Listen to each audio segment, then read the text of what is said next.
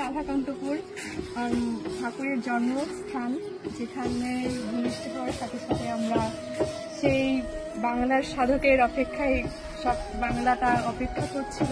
তখন কি জানতো যে সে বাংলার মহাসাধক হবে? ঠাকুরের সেই জন্মভূমি এটাই। মা সুধা স্মৃতি এখানে, মা মানসুন্দরী স্মৃতি এখানে আছে।